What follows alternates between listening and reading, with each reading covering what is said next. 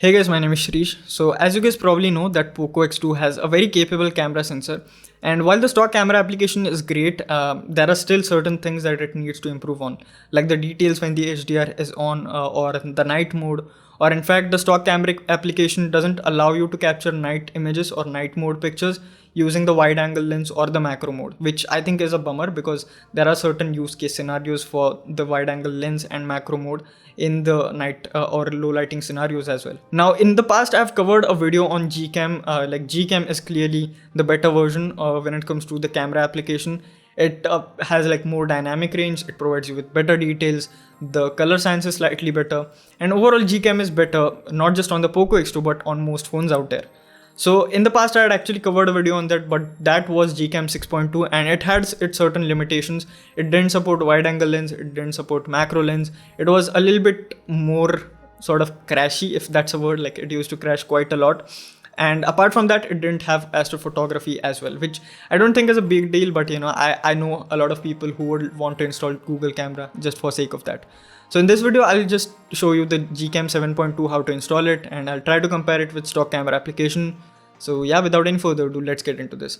So first of all, download and install the GCAM 7.2 APK that's given in the description box below. Then after granting all the permissions, go into the settings, then head over to advanced settings, and then enable HDR plus control. And if you're going to capture raw images, enable the raw plus JPEG control as well. After that, select the back camera model, set it to Pixel 3 XL. After that, go down and select aux settings and select show buttons. After that, enable macro and wide. Once that is done, scroll all the way down up to until you see AI AWB or AI auto white balance and select it or to off or set it to off.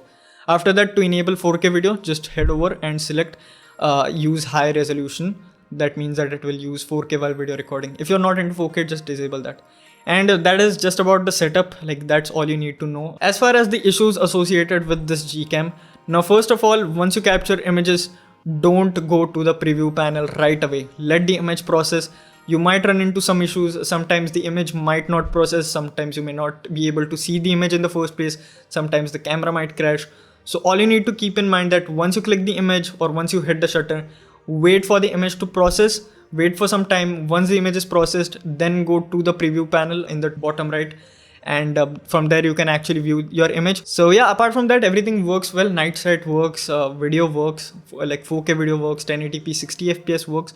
Most of the things are really stable and work really well. The only issue is with the preview panel. And apart from that, when it comes to wide angle, you may see, like most camera applications, a difference in the white balance, which is pretty obvious, and it's pretty common actually in camera applications. Anyways, that's about that.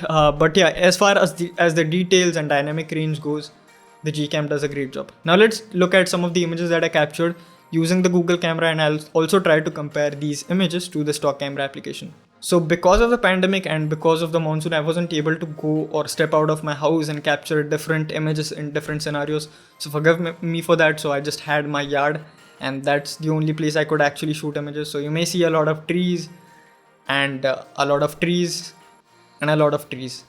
So yeah, I apologize for that. But yeah, overall, as you can see, the images have great amount of details, great dynamic range. In fact, macro mode as well, I'll just show some macro images. They turned out really well. They have like great amount of details and great amount of contrast as well in comparison to the stock camera application. Again, I captured a selfie for some unknown reason. Selfies are clearly not good on the GCAM. So these are some comparisons with the stock camera application that I did.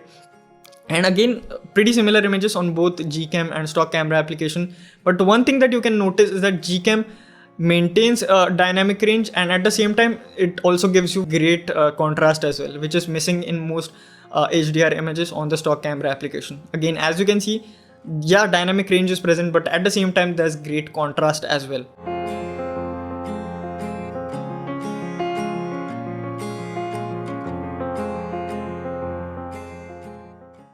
Now this is a night mode image that I captured, not night mode actually, it was evening time I guess, but I turned on night mode, and this is the image that I got. Again, less noise than the stock camera application and more details. Similarly, in this case as well, more details in the image captured by the GCAM. This image of my CPU actually sums it all really well. You can see that the CPU is more detailed. The floor especially has really less noise, and it's much more sharp as compared to the image captured by stock camera application. This is a macro mode image that I captured. Again, I feel it is a tie, but yeah, the Google camera actually has more contrast to these macro images. Again, same story over here. Color science is better, more details, and just in case like highlights are actually exposed really well.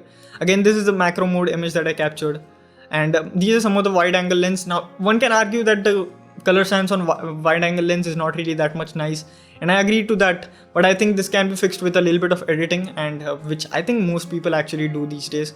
So that's there. Apart from that, the dynamic range and the detail levels on the wide angle lens are really good. But anyways, that's about that. Now, I won't say that the GCAM is like miles ahead of the stock camera application, because the stock camera application in the first place is good on the POCO X2, but there are certain areas like dynamic range in some situations. So in my opinion, don't entirely rely on GCAM, because there are certain areas where stock camera application might simply be a better and convenient choice.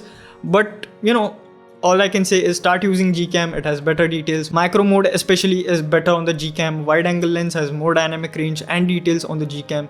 And yeah, wide angle lens doesn't have the best color science on the GCAM, but it's okay if you are going to edit your pictures. So yeah, overall GCAM 7.2 is really impressive on the POCO X2. But anyways, that's about it. By the way, I'll be getting the Motorola One Fusion Plus smartphone. So if you want comparisons with the POCO X2, like the comparisons between Moto One Fusion and the POCO X2, just subscribe to the channel or consider subscribing. And I hope this video helped you in some way or the other. If it did, be sure to leave a like, drop a comment, subscribe to the channel, and I'll see you guys in the next one. Thank you for watching.